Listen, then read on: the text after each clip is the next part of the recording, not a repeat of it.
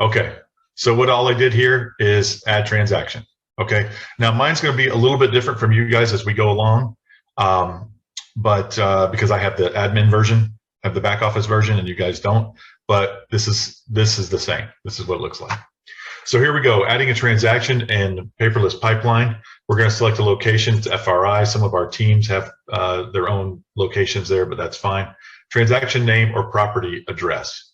Now I've got to remember what it was I'm doing. This is an actual transaction that I'm putting back in. And I'm using the address, okay? That's fine to do it like that. I'd like to see a city and stuff, but I don't even know. I'm just using an existing transaction. Select status. All right, so in this case, we're representing a buyer and we just got the contract accepted, right? So that is pending.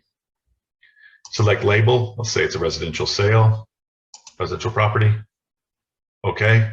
I'll fill in these. They're not required, but I would fill in these if I had the actual, if this were an actual deal. More info.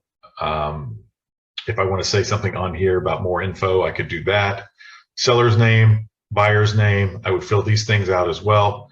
I don't know the sale. Well, I do know the sale price. Let's say it's sold for $425,000. Okay. Total commission. Let's say I'm going to get whatever it is, 3% or whatever it is. Let's say the total commission is $9,000. Okay. Commission summary. This is where you can write Ryan Langley is getting 70% and Daryl Hunt is getting 30%. All right. Search by name. We're going to assign agent search by name. We'll do Ryan. Ryan Langley is the selling agent. Okay. If I want to do more, I believe I can do Daryl. Daryl Hunt is also a selling agent, so he'll be copied on everything as well. Okay. And we're going to add this transaction. So we've added the transaction successfully. What we're going to do now, we see the checklist over here, right? I happen to have on the bottom of my screen already downloaded the files that are necessary. So I'm going to go upload. Now, the first time I go upload here, all I'm going to have is the as is, right? I'm going to have the MLS sheet that I pulled off of the MLS. I'm going to have the homeowners association document. And I'm going to have the seller's disclosure, right? And I'm going to have the pre-approval. So I should have all these things when I go under contract. And I'm going to download anything else that comes along as I get them. So just do the office here. And it's going to do all of them. Now you guys don't have the reviewed screen, but I'm going to do that for myself and upload the documents because yours go into our unreviewed file. So our compliance staff will look them over and review them and make sure that they're all there, and then they will check them off your list. So when I come into your list, I see that we have the as is. Now I'm actually going to look at this. This is a real contract, so I'm not going to go too much into depth here, but I'm actually going to look at this. Can you guys see this? Give me a nod if you can see what's downloading right now. See that contract? Okay. So we look at this, make sure all the initials are there. Everything's initialed all the way down. We don't care what it says. All the way down, make sure it's signed properly. All parties signed. In this case, there's 2 buyers and 2 sellers signed. Our agent, whatever, all the paperwork is there. Nothing extra here that's any of ours, so that's good. And we'll check that off. We'll check off that. Then we come to, and I'm just showing you guys what happens behind the scenes here.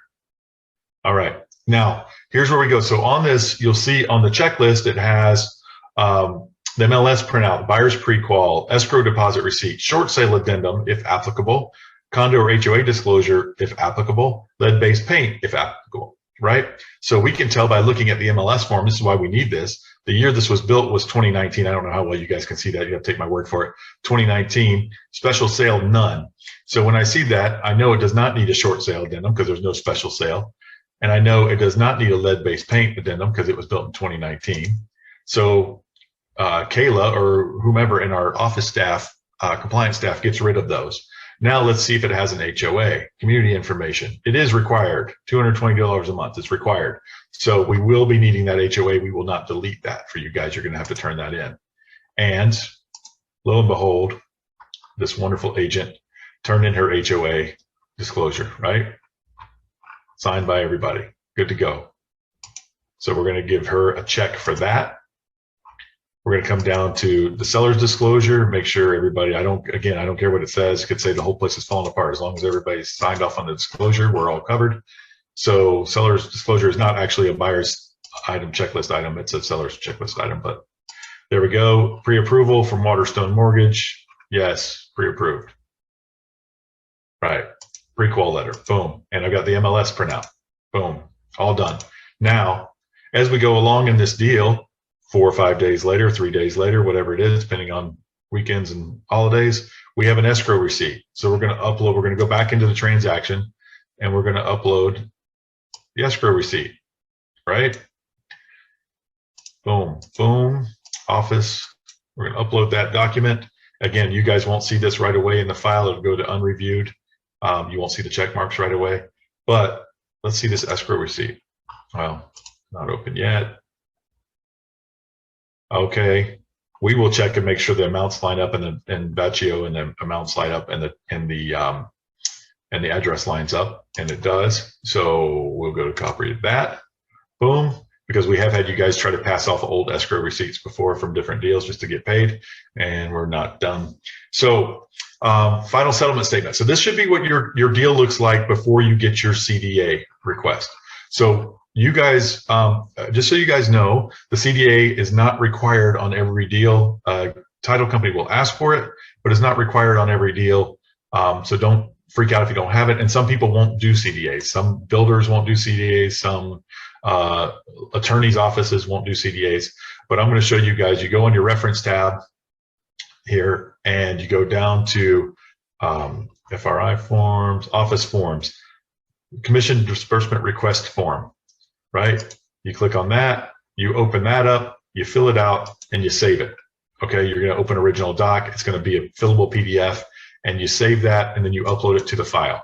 When you upload it to the file, it comes across, and this file happens to be ready to go. So we would go ahead, since we don't, the only thing we don't have is obviously the signed settlement statement because it hasn't closed, and when you do the CDA before it closes, the request will show up on here. We will go in to create we'll go into manage commissions where we create the CDA for you guys. We go through all of this stuff to create the CDA for you guys.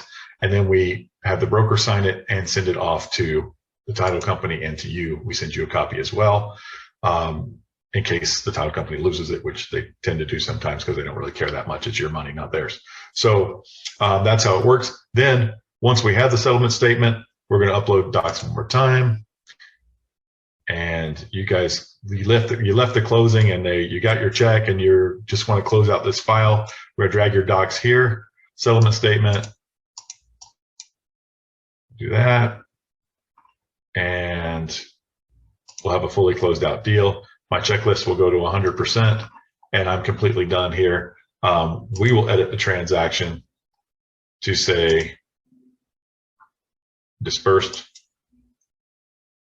and this deal is done. Okay. Well, it wants to give me an error. It has to have a close date. So let's say today. All right. So that's how Paperless Pipeline works. I'm going to come back to you guys now and